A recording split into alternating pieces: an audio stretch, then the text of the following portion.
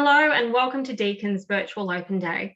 My name is Dr. Kate Johnston and I'm joined today by Dr. George Aranda. Hi there, I'm course director for primary and secondary streams. Dr. Brendan Hyde. Hello there, I'm course director for the Master of Teaching Secondary. And Dr. Llewellyn Wishart. Hi there, I'm the course director for the Master of Teaching Early Childhood and Primary Early Childhood courses.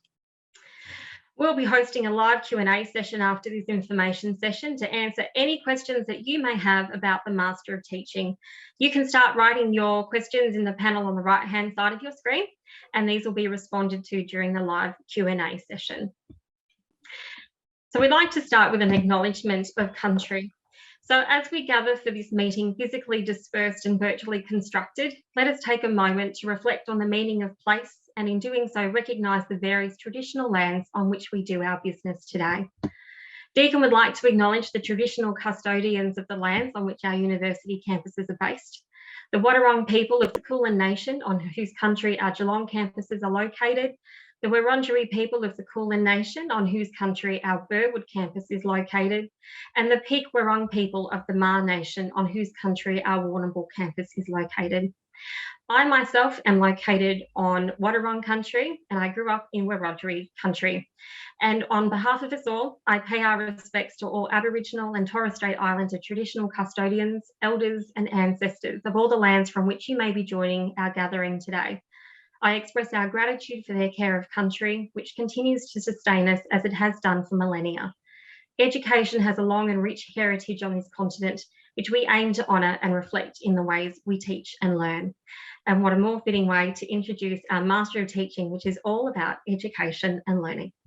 Our next slide, thanks, George. So in today's session on the Master of Teaching, we are going to cover a number of points. First, we're going to consider your future in education and why study teaching at Deakin University, and more specifically the Master of Teaching. And we'll give you a bit of an overview of the Master of Teaching course suite of courses. You see we've got 5 different courses in the Master of Teaching, and they're all unique but all very special as well. We'll also think about our professional experience component of our MTeach courses, as well as Casper and LANTITE, which you will learn more about throughout this session, how to apply for the MTeach, the supports available at Deakin, and the international entry requirements. Now, George.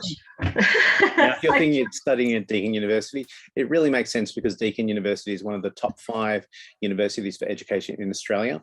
And its education is really an up-and-coming area with over 9,000 positions opening up in Australia between 2018 and 2023. And as part of the Deakin University courses, particularly in education, you get lots of practical hands-on learning, and that's done through our professional experience program. Now, Deakin University has been around for over 40 years, so we have plenty of experience in terms of distance and online education.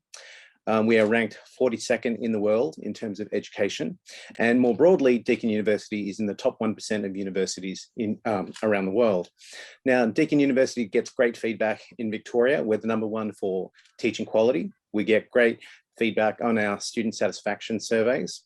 We also provide great educational experience as well as providing high quality learning resources as well. Fantastic, thanks George. And Brendan, why would someone choose to come and study Deakin's Master of Teaching? Well, first of all, a very wise choice that you've made, and you to be congratulated on that choice for wanting to explore the Master of Teaching at Deakin. So our courses are designed to prepare you to be ready for the future. So we talk about profession ready, and that means that you are ready at the conclusion of your course to enter the teaching profession. Our units build up to one culminating unit, very exciting unit in which you get to demonstrate that you are profession ready, ready to be a leader of the future. We also prepare you to be classroom ready so that you are a confident 21st century teacher who is prepared to teach real 21st century learners.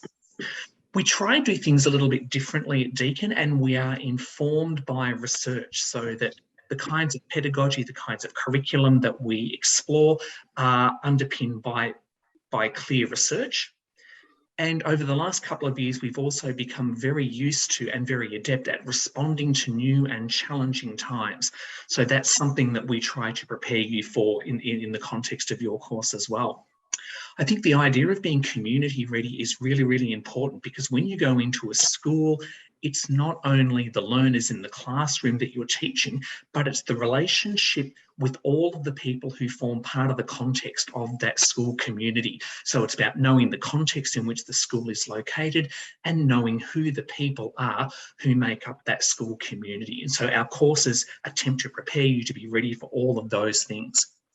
It's a little bit like one of those choose your own adventure courses, because this is potentially for you an exciting new beginning. There are different courses from which you can choose, 5 of them. There is a dual strand, so 2 qualifications in one, a single strand with the choice of an additional pathway, and there's flexibility in terms of the duration of your course and the mode of study in which you might want to engage in during your time in the Master of Teaching. Wonderful. Thanks so much, Brendan. And in terms of the Master of Teaching, as I said right at the beginning, our Master of Teaching actually comprises of 5 different courses. It's a suite of courses. And if you start at the bottom left-hand corner and going around clockwise, we have the Master of Teaching Early Childhood, the Master of Teaching Primary, the Master of Teaching Secondary, and our dual strand offerings, the Master of Teaching Primary and Early Childhood and the Master of Teaching Primary and Secondary.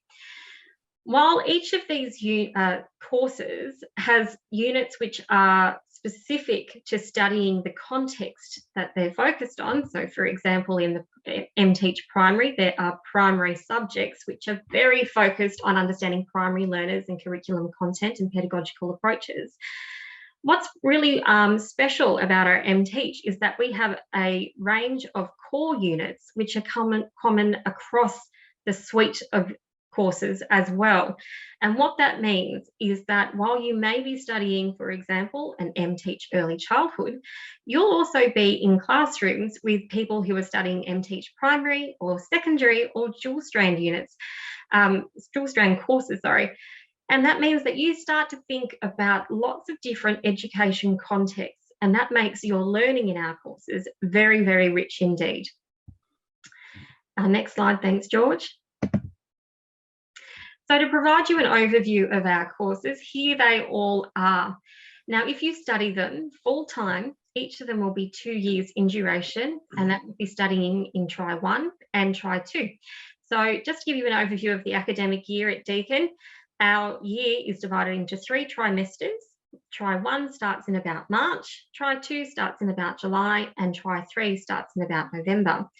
The trimesters we're talking about here are the first 2, the March and June, July trimesters. So if you're studying 4 units per trimester, you do 8 units per year. Now, wonderfully, you can also study this part-time. And if it's part-time, then you take around 4 years to complete your course. All of our courses are offered at Burwood campus, so on-campus face-to-face teaching, but they're also offered in the cloud mode. One of the other benefits of our courses is that we also talk about blended learning.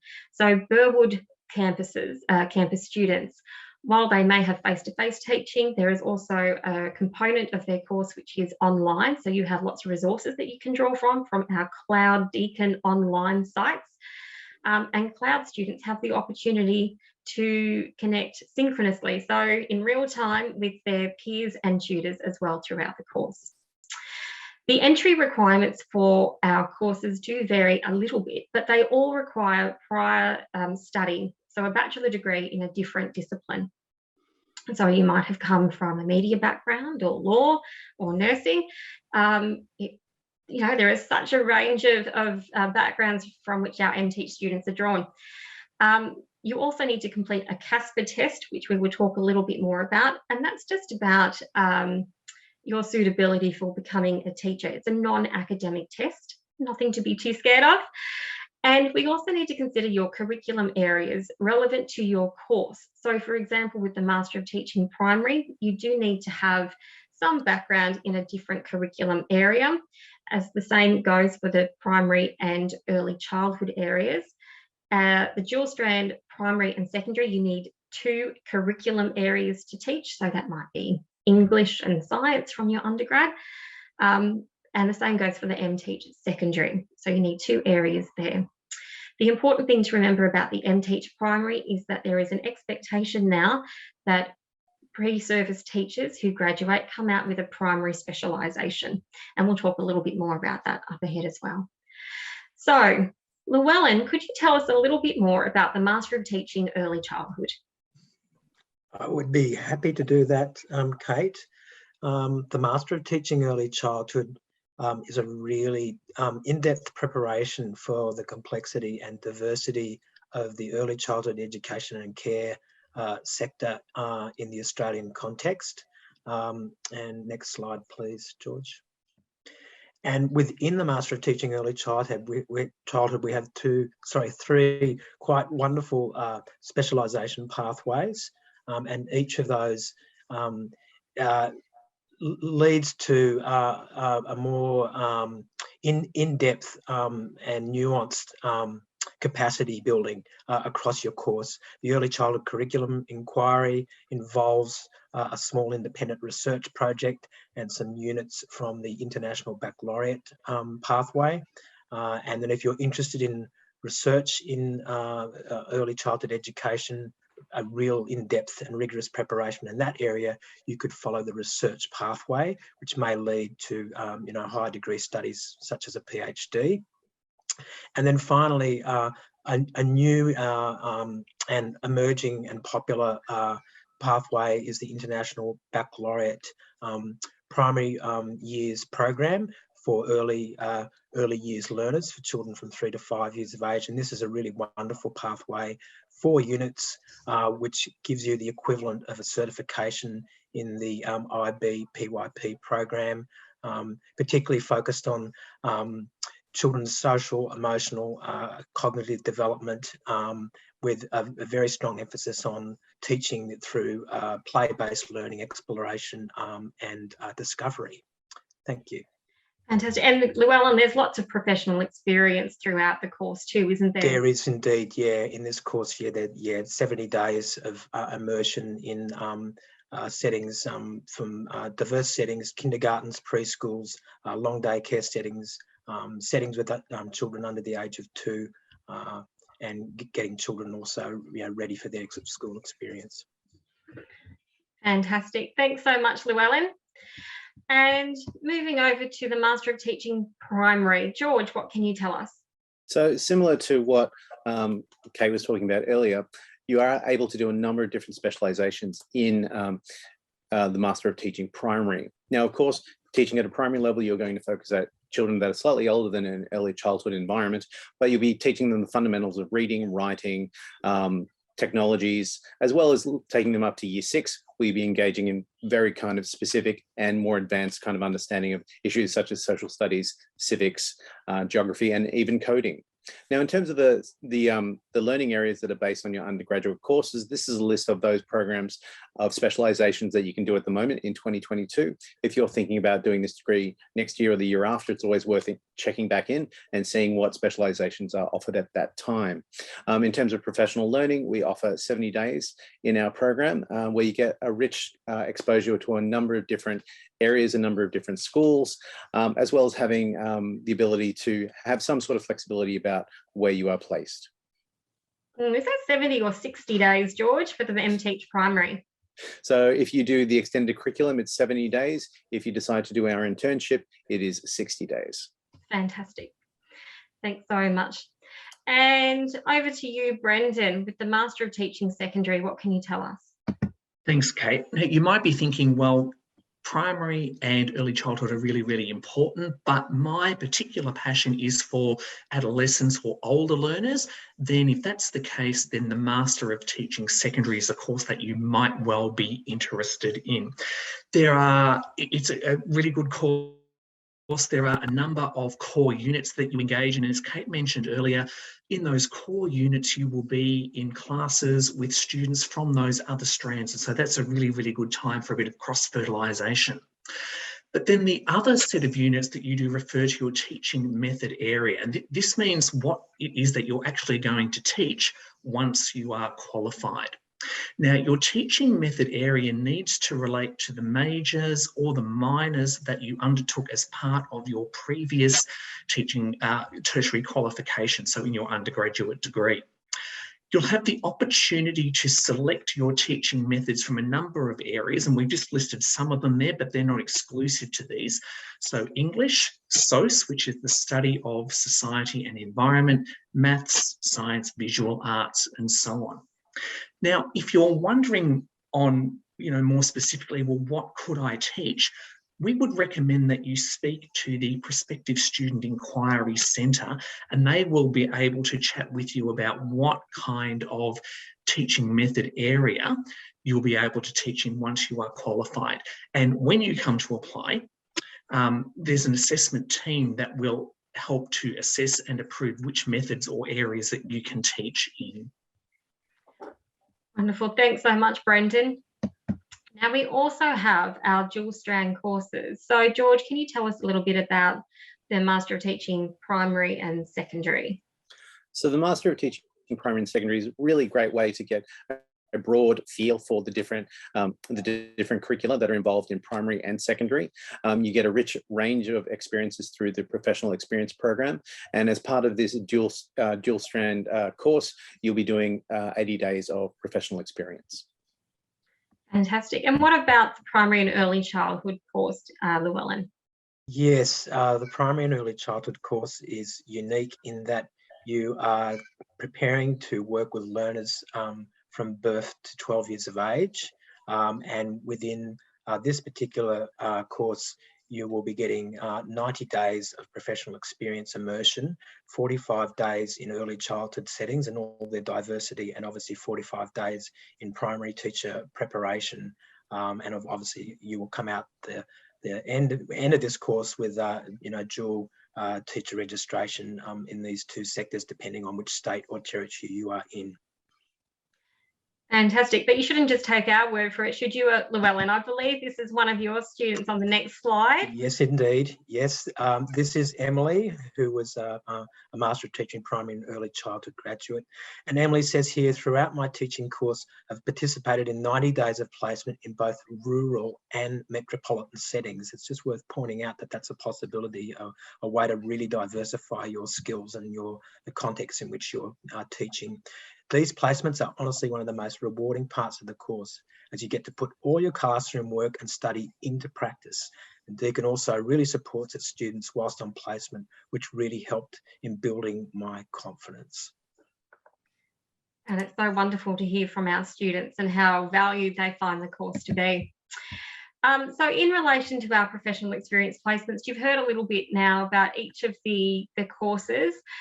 So one of the wonderful things we have at Deakin is a professional experience office, and in that are some wonderful, wonderful staff. And what they do is they organise all of your professional experience placements for you. So they need to know some information, for example, some general information about which course you're in, but also where you live. And they identify suitable schools for you to undertake your placements. Deakin works with over 1,400 schools and early childhood settings across Australia to locate placements for you. So the minimum is 60 days of teaching practice in schools and or early childhood settings. And we work very, very closely to make sure that these practical experiences are the best learning opportunities for future teachers. And we do that by making sure there is a clear integration and a way that you can draw on your academic studies in your professional experience placements. Throughout those placements, you have ongoing communication with our fantastic Deakin staff and liaison staff to make sure you're supported. And importantly, your placements aren't standalone placements. They're actually embedded in a professional experience unit. So you will have a unit chair, someone who leads the subject, and tutors and your peers as support mechanisms while you are on your placement. We have our professional experience officers in our PEO office, as I mentioned before. And Llewellyn, one of the special things about early childhood is that there is also an IB program. Can you talk about that just a little bit? Yeah, the IB program has 4 units of study within it, and there is a capstone unit, the final unit, which is actually a fieldwork placement within an IB school or an IB early years program setting, which gives you another, like an expansion and more immersion in early childhood learning context. So this is a really fabulous opportunity, but it's a staged process. You know, you do three units of preparation, and that final unit you have a capstone fieldwork experience, which can be done in a variety of contexts. Fantastic, thanks, Llewellyn. So moving on to Casper. So I mentioned Casper at the start of this session, and Casper is a non-academic selection tool, and you need to undertake this in order to gain entry and to be offered a place in the course. It's actually not that tricky, and some students have reported that it's actually quite a fun thing to do. It's an online test. You can complete it at home. And it assesses things such as communication, teamwork, empathy, problem solving, professionalism, all the sorts of key attributes that we expect of great teachers. So, for example, you might be given a scenario where you are working in a shop. Someone comes in who wants a refund. They have a very hungry child, but they don't have a receipt, and your manager is away. What would you do to manage that situation? And you can actually have a look at Casper online to have a look at some practice examples of what you'd be asked to do, and have a play and have a go of it yourself. But you do need to undertake it. And when you take the test officially, it does cost a little bit of money. But that's the requirements are now that you need to complete Casper in order to gain entry to initial teacher education courses. So you can have a look online on our Deakin site for more information about Casper as well. To the next slide, thanks, George. And I think you're going to talk about LANTITE, or was it Brendan? I'm going to talk about it. Thanks, Kate. So LANTITE is the literacy and numeracy test for initial teacher education students. And it is something that is government mandated, so that all teacher education students need to complete the LANTITE in order to register as a teacher and to work in the teaching profession.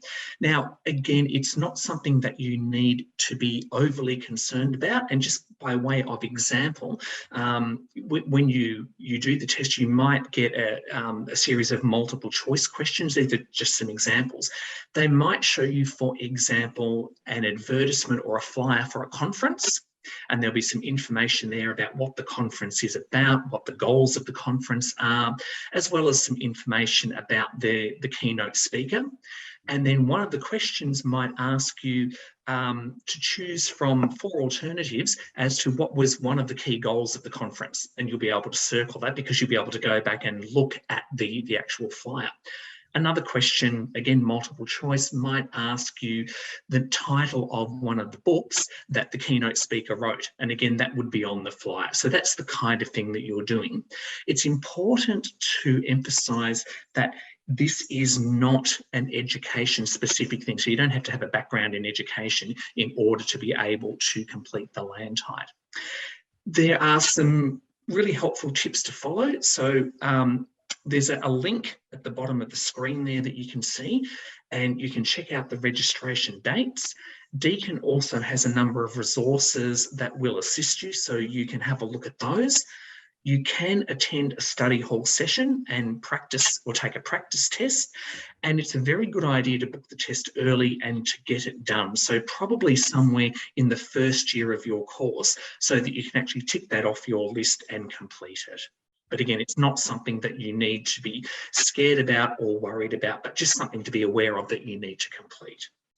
And we just add something there too, just quickly, just to say that in the Master of Teaching Early Childhood course, there is currently no requirement to undertake the LANTITE. Fantastic. Thanks, Llewellyn. And of course, we do recommend that you take it as soon as possible once you're in the course, because the further in you go, the deeper you are, and you might find that you're a bit busy. So the sooner the better for the LANTITE. Now, George, on to the next slide. You're going to talk about international entry, how to apply. Hopefully at this point you're thinking about, how do I get into this course? It sounds fantastic. So make sure that you apply directly to Deakin. Applications open for 2023 trimester 1 in August this year. Of course, if you are a former Deakin student, you can get a discount on your degree. Fantastic. International, what about international entry requirements, George? And now international entry requirements. In terms of English, make sure that you are able to satisfy the requirements of an IELTS band score of 7 for speaking and a 7.5 for listening. That's really important. In terms of the academic entry requirements, please make sure that you follow the link at the bottom there that gives you information about what requirements you do need. In terms of finding out more information as an international student, Deakin University offers information sessions where you can get information about applying to Deakin as an international student, the fees and scholarships that are available to you, as well as what studying at Deakin as an international student is like. Very important. Now, of course, today we have a web chat open for you. So on the bottom right-hand corner, there should be a little yellow bubble. You can click on that and get onto someone that will help you find out more information.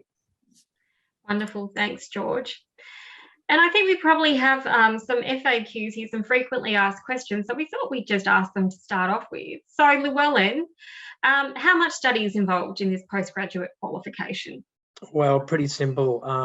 With a full-time study load, it's about eight hours per week per unit. So you're looking at about a full-time workload as if you were a full-time worker, and then half of that if you're a part-time student. That's a great rule of thumb. Thanks, Llewellyn.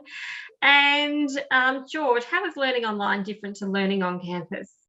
So learning online, you do get access to our Cloud Deakin websites that will have the same learning resources as on-campus students get, as well as the ability to attend synchronous and asynchronous classes. Of course, those students who are attending on campus will have the ability for a greater level of physical interaction. Fantastic. And of course, we just have the most wonderful Cloud Deakin sites that all of our students can access, regardless if they're Cloud or Burwood students. And Brendan, so what are curriculum method areas and how are they assessed? So the curriculum method areas are those areas based on what you have done in your previous degree or your previous tertiary qualification, and they will determine when you qualify to teach what it is that what area that you're going to teach in. How are they assessed? The good news is that we have a team here at Deakin that will assess those for you. So when you apply and you send all of your information in, they will look through your various transcripts, and from there they will determine what curriculum method areas you are going to be eligible to teach in. So that's a very simple process in that team of people will assist you to do that. Wonderful. Thanks so much, Brendan.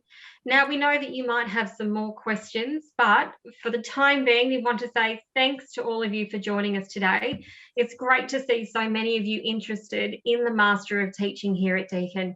But if you'd like to learn more, please explore our resources on this page or across the Virtual Open Day website. We also encourage you to stick around for our live Q&A session after this, which is about to kick off. You can send through your questions for this session by entering them into the panel on the right-hand side of your screen. If you need to head to another session, you can speak to one of our experts on web chat at any time throughout the day. And you can do this by clicking on the web chat icon on the bottom right-hand corner of your screen. And don't forget, our open campus days are back in August. So don't miss your chance to get further course and career information in person and tour our amazing, amazing campuses.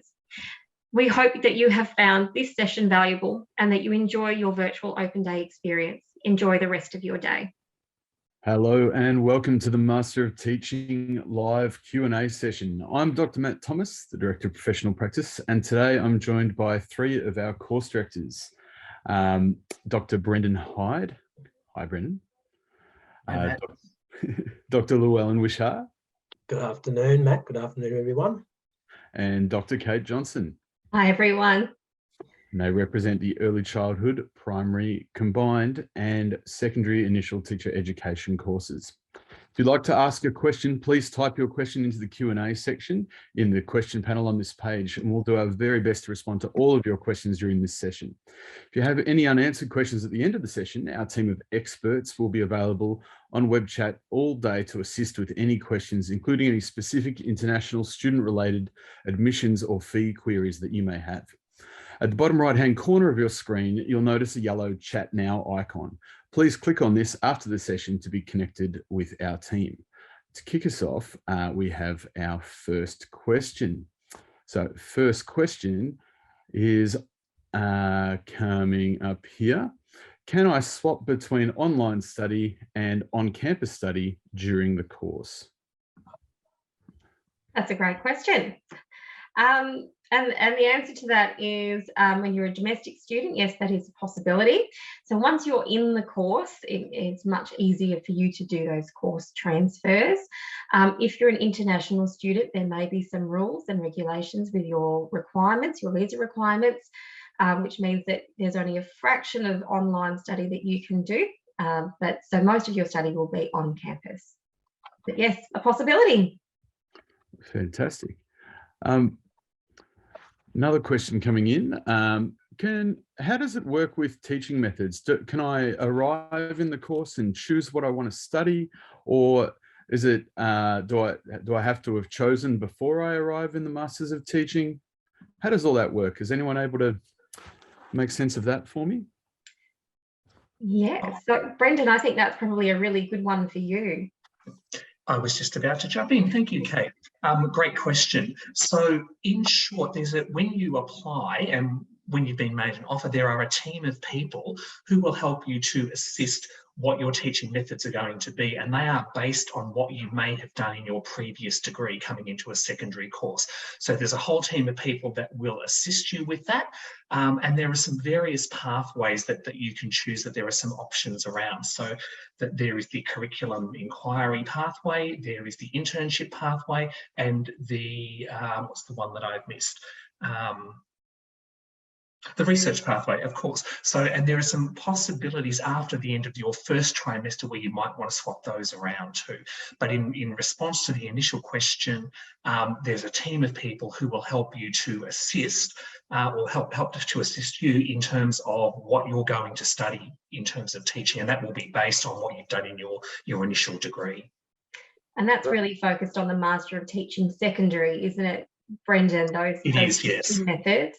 But we also have primary specialisations, and while we want you to check the information for 2023, which will be coming up, there are primary specialisations too, and at the moment they are also focused on or based on your undergraduate degree too. So if you've studied English in your undergraduate degree, the chances are that you will have an English primary specialisation as well.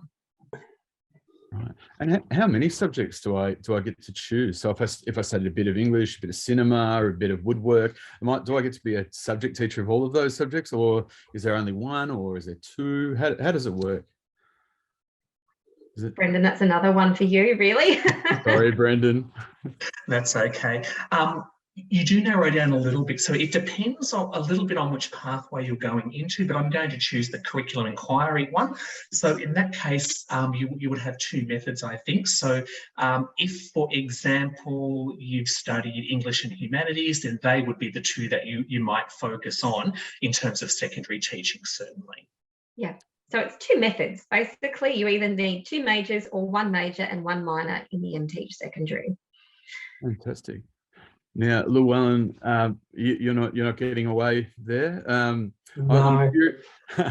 I'm curious if I study the combined early childhood, and not to knock you guys out here, but I know this is a specialty of Llewellyn's. If I study the combined early childhood and primary course, what year levels am I able to teach? Yeah, also the Master of Teaching Primary Early Childhood course, that really prepares you for teaching with children from pretty much from birth through to 12 years of age. So all of the early years prior to school, up to the age of about 5 or 6, depending on what jurisdiction you might be teaching in around Australia or elsewhere, and then right through to year 6 or level 6, the end of primary school. So that's quite an age span, but fantastic opportunity. Wow. How does someone make that decision when, like tossing up between teaching in early childhood or teaching in primary or even secondary? How would you go about making that decision? It's a really good question. I mean, some of it's might be to do with your prior professional life and obviously your prior degree training. That can be part of the story, but it's also to do with what age range that you want to work with. And there's a different sense of things in terms of working with very young children or working with people who are, adolescents, edging towards adulthood in the case of secondary. So that could be part of the story. And another part of the story also could be in terms of you might be thinking about where are there actual, teacher shortages and needs for teachers. That could be another factor that you could consider. I'm sure my colleagues will have some other thoughts here as well. Yeah, I think it really depends where your heart goes. I mean, I think sometimes you really feel whether you want to be that primary teacher working with younger learners, but across a whole range of subjects. So in the primary course and the primary secondary, you're actually trained to become a generalist teacher across all the curriculum areas. So you're covering English as well as humanities, as well as arts as well, and the whole range of them. In secondary, you focus mainly on 2. So do you want to teach across a range of curriculum units, or do you really want to narrow it down? And then, as Llewellyn says too, it depends on which age group that you're comfortable and really want to work with. Remembering, of course, that regardless if you're with early childhood, primary or secondary, there are a range of ages there. So you could be in secondary, but teaching children who are 12 or 11 or 12 years up to the age of 18. For Llewellyn's course in the early childhood, we're looking at birth to 5 or 6. For primary, we're looking at 5 to around about 12. So there's a full range of excitement there to work with as well. Fantastic. Okay, so I have a potentially tricky question here. The question is, if I chose to undertake the Master of Teaching Secondary and Primary, so the dual strand course, does that mean that the study I'm going to do, what I'll learn, will be more broad compared to just doing the straight primary course or the straight secondary course because of the amount of time I've got? How does that work? Okay, so I'll take that one. So with the primary secondary course, you do all the primary units, just like all the MTeach primary students do, but you don't have some pathways open to you because your dual strand degree, doing the primary and secondary, is your pathway. So it's a chock-a-block full course, still the same length as all the other MTeach courses. You also do your secondary curriculum areas. So you'll have 2 of those, and there are 4 curriculum units there as well, or subjects that you study. And you still do, like all the other courses, professional experience, although with the primary secondary, there's a few more days, more than just the 60 days. So it is a full course, but it's the same length as the other MTeach courses. Fantastic. And we have another question too. You just mentioned days there, Kate, about I live in another state. I'm in Queensland. How does placement work for me? I understand in all of the courses I have to do placement in schools or early childhood centres. How's placement going to work for me if I'm up in sunny Queensland? That's a great question. And we have lots of students who are enrolled via the cloud who undertake their placements interstate. Our wonderful professional experience office team will help to organise your placement there as well. So as long as you have your details updated in our fantastic in-place system, which is our system for managing professional experience placements, and we know your residential location, your secondary or primary secondary, you need to know your methods, connections to schools, your transport options. We organise those placements for you. So all you have to do is make sure you're keeping in contact with us and answering emails and correctly enrolled, and we do the rest of the work. Can I just say something else? For those who are in states and territories other than Victoria, also, I mean, in those cases, you can obviously, in some instances, make suggestions about where there might be suitable schools or suitable early childhood centres as well. It's not that it's largely the responsibility of the professional experience office to place you, but obviously they may take some of those suggestions into consideration, particularly if you're in another state and territory other than Victoria as the base, the state that Deakin is based in.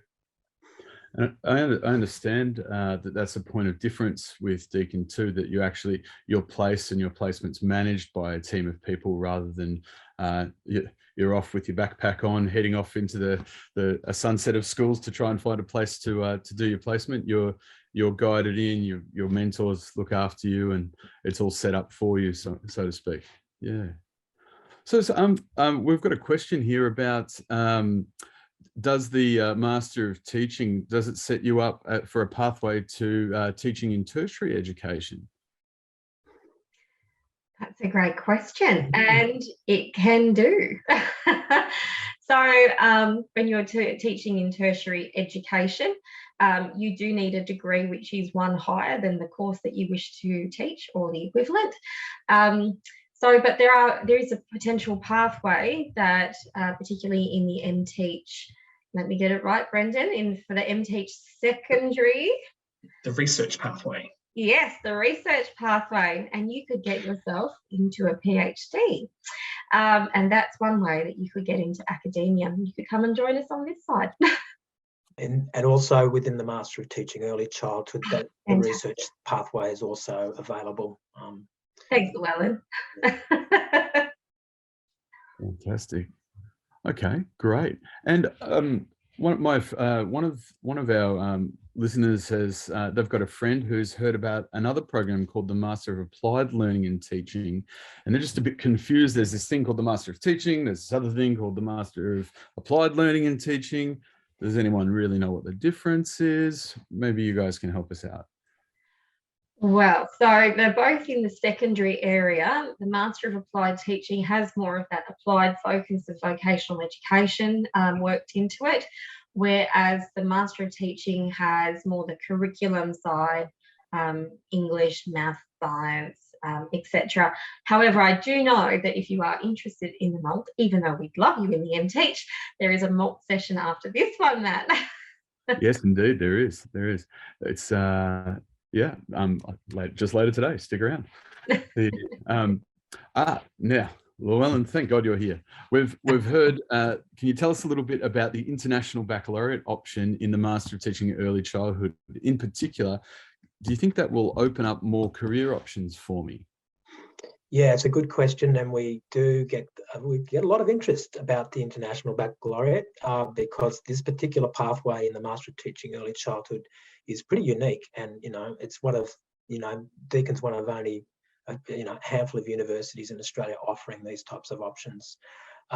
Yes, it means that you come out with the equivalent credential to be accredited in the International Baccalaureate Primary Years program, early years focus. And that does obviously set you up potentially to be able to work in schools or early childhood, early learning centres and services that may be implementing the International Baccalaureate Primary Years program, early years focus.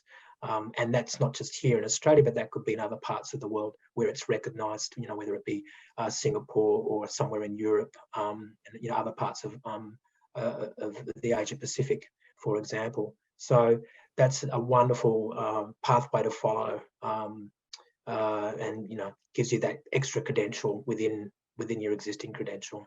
I'm totally sold, Llewellyn. Today, Deakin. Tomorrow, the rest of the world. That sounds Yes, like a great opportunity. Very, very global focus. Yeah, very cool. Okay, that's fantastic. We've got a few listeners in who've got they've got their transcripts out in front of them, and they're wondering, they think they might actually qualify to teach a few different methods. How do they get assessed? How do they work out what's what? So again, our team of here at Deakin will help you to do that. So once you apply, you'll send through your transcripts, all of that information, and that will indicate what you've done in your initial degree. And from there, that team of people will assist you to choose which of the methods you're going to focus on, particularly if you're going into the secondary strand. Kate, did you want to add something? You looked like you were going to jump in just before I shot my mouth open. No, that was right. I was ready to cough. That's all. My apologies. I think the most important thing is that you can have a brief look, and you might be able to have a guess yourself, but the best way to do it is you apply, and then they are formally assessed. If you really have some questions that you're really not quite sure about, contact one of our awesome staff to help you out, and they'll point you in the right direction. Fantastic. So I suppose the same thing would possibly be true if you wanted to study a discipline that you might not have studied in your undergraduate degree. So I know there's a lot of ads on TV at the moment about how certain subjects are in demand, like maths or science. But if you might not have studied them, is that something you should just turn up with your transcript and find out about, or can you get advice from the university?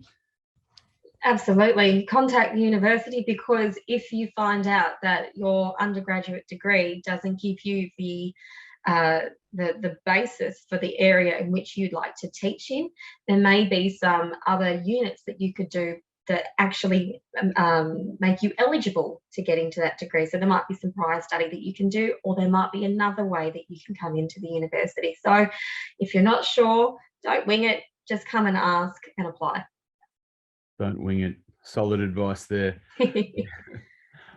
So next question, and maybe this is a good one to whip around, and potentially we'll get some different answers from each, or maybe one unified. That'd be interesting. How much time do you think I need to commit out of my week to come and do the Master of Teaching courses? And I know they're all different, but like, you know, can I hold down a job and a family and travel overseas, and like, how much time do I need to put into this thing? I've got a fairly standard answer for this one, Matt. Okay. So when you're doing full-time study, we suggest that you think about it like a full-time job. So full-time study is around about 8 to 10 hours per week for each unit that you study, and you usually study 4 units per trimester. Now, that's the general standard sort of response. So full-time study equals it's the same as full-time work. But people do manage to fit in part-time work, and we have students who work in quite different ways. But we ask everyone to think really carefully about what load is manageable, given that you need to have a life outside of studying and work as well. We know you have family responsibilities. We know that you like to play sport. We know that you like to perhaps not do anything at times, and that's fine too. And one of the great things we have in the Master of Teaching across our courses is a part-time mode. And that means that you could study 2 units per trimester, which is the equivalent of around about 20 hours per week. And it's very, very doable for people to fit in part-time work or even full-time work around that. But I think the important thing to remember is that if you ever feel you are struggling, to always get in contact with us, because we can provide you with guidance in what would be sensible for you at that point, and to help you make a right decision for your study load and your circumstances. Right. I think while the part-time option takes a little bit longer, it does take some of that stress out. So the part-time option would generally be about 4 years, so it's kind of double what the full-time is. However, it does take a lot of the stress out, particularly if you have to work, if you have family responsibilities, and if you want to have a little bit of free time to do sport and other leisure activities that are part of your general well-being. It's a really good option to consider. So yes, it takes a little bit longer, but it's going to take a lot of that stress off you if you have other commitments in your life. Particularly in relation to professional experience placements too, because it allows you to space them out to either around about 1 per year, whereas with the full-time mode, you'll be doing a placement in your first trimester. you'd be doing a placement then in either your second trimester or the following year, and in the final trimester as well. So you've got a few placements that you need to fit in as well, which are usually occurring in blocks, 10 days or 25-day blocks, and some a bit shorter. I might just add something there too.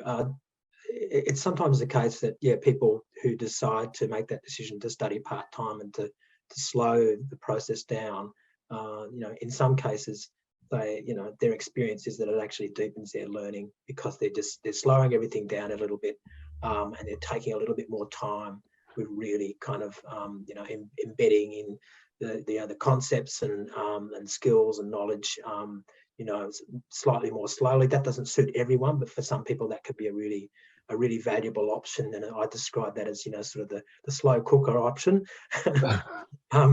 which can sometimes work very well for people, for a range of reasons, whether it's to do with your working and family life or your caring responsibilities, and also your dispositions in terms of being an adult learner. Fantastic. Okay. Right. What's new questions coming in, a little bit springboarding off this one. What support services are available for students at Deakin? So the question is coming from a bit nervous about starting, so what support services are there, but also should they start with a single degree and then if they're going okay, take on the double, or are they, is the double and the single the same amount of like work, I guess. But yeah, what helps there for me is really the question. I'm happy to take that one if you like. We have a range of support services at Deakin, because we know that being a first year student, even if you're being a postgrad student, being a first year student again is sometimes a little bit overwhelming. So we have a range of study support services where you can talk to a language and learning advisor and make one-on-one appointments with them to talk through your study skills. We have a peer-assisted learning program where you can connect with someone who's already in your course, and they can provide you with some guidance about what's coming up. We also have a whole range of Deakin-wide services, including Deakin counselling, financial counselling as well. And we also have a careers counselling at the end of your course.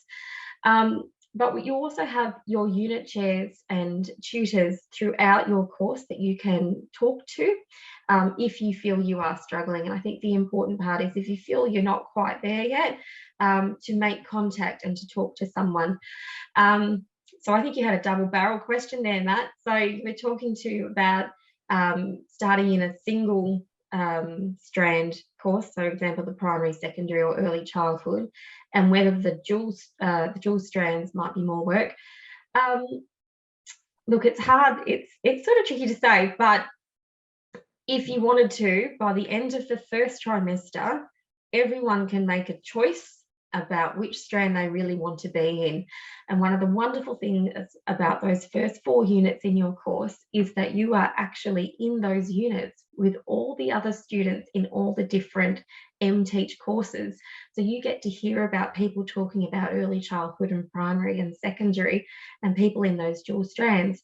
And that can also help you make that decision about whether you feel you're already in the right spot, in the right course, or whether you feel you should do a course transfer and go from primary into primary secondary or primary early childhood, or maybe going from a dual strand down to a single strand.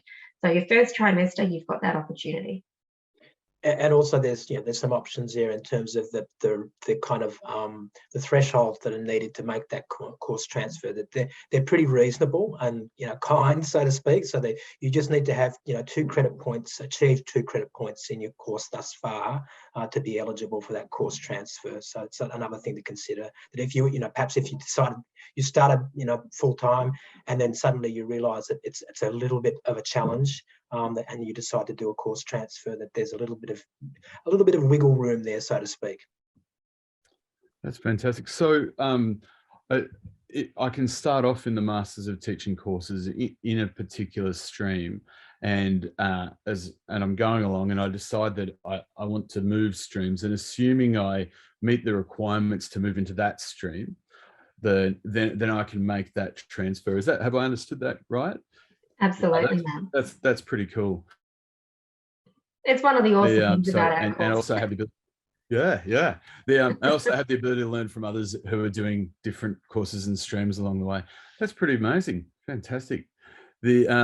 I should fair warning, we are coming up near to the end of our live Q&A session, so we'll only have time for a few more questions that are coming through. One of the questions that are coming through is, I know I'd love to hear this from each panel member. Why be a teacher? Why be a teacher at this point in time? That is a great question. Coming from a primary background for myself, I love finding out about learning. I love learning with others, and I love watching children learn as well. It is one of the most rewarding things I think you can do, to see someone grow and blossom and develop with their understanding, and just the pride that they see with themselves with their own learning. It just gives me a great sense of joy to be involved in that process, and to know that I've been a part of that. And it helps to make, in so many ways, you're actually helping to create the future by changing that person's world for today. Having taught in both primary and secondary, so kind of building on from Kate, would agree, it doesn't matter whether it's someone in the primary school or even someone in the secondary school, an older learner, when you make those kind of breakthroughs with them, as you do as a teacher, there is nothing that is more rewarding. Yes, it can be a lot of hard work at times, but most teachers really love that. They get in there, they get their hands dirty, so to speak, and to see a learner grow and to flourish is a really, really rewarding experience, whether it's a primary or a secondary. Amazing. I'll just make one little add on there in terms of early childhood teaching and the experience of early childhood teaching, and just to say that, to think about that as an early childhood teacher, you're dealing with children and families, and sometimes it's their very first contact with an educational institution, and then all the same things apply in being able to witness children's emerging skills and knowledge and development, and that satisfaction that comes with seeing how their development changes and shifts across a year or longer, depending on how long you might teach particular groups of children. It's really, really, really, really satisfying, and having that sometimes quite intimate engagement, not just with the children, but also with families in a way that you might not see to the same extent in primary or secondary settings. That's fantastic, team. Thanks so much for those really valuable insights. And look, the course sounds amazing, but look, I know that there's a lot of teaching courses out there, and there's a lot of open days on at the moment. In a few words, why would you recommend coming to Deakin to learn to become a teacher? Oh, we're amazing, of course, and we have the data to back that up as well. So our course experience data and shows that our students love our courses, and at the end of their course, they are ready to go, and they're very happy with the experience that they've had. So not only do we think that our students love our courses at Deakin here with all of our resources and supports, we've got the data to back that up as well. We are in the top 100% of universities worldwide, according to the ARWE rankings in 2021. Awesome. I just wanted to add to that. Look, I think one of Deakin's strengths in the School of Education and in this course is that there's a very strong focus on learners as people and learners as adults, and that kind of personal learning framework, and that kind of personable approach that is really the hallmark of everything that happens at Deakin. As soon as you pick up the phone and you talk to somebody, and that includes us as your as course potential course directors if you're deciding to come with us. So I think that's a real strength of our courses. Absolutely. Panelists, thank you so much. Team in the background, beaving array, busily answering questions. Thank you so much. Everyone tuned into us. Unfortunately, this is all the time we have for today. Thank you so much for joining us. It's been really great to see so many of you interested in the Master of Teaching courses and to receive so many questions. We really hope to see you in the future with us at Deakin.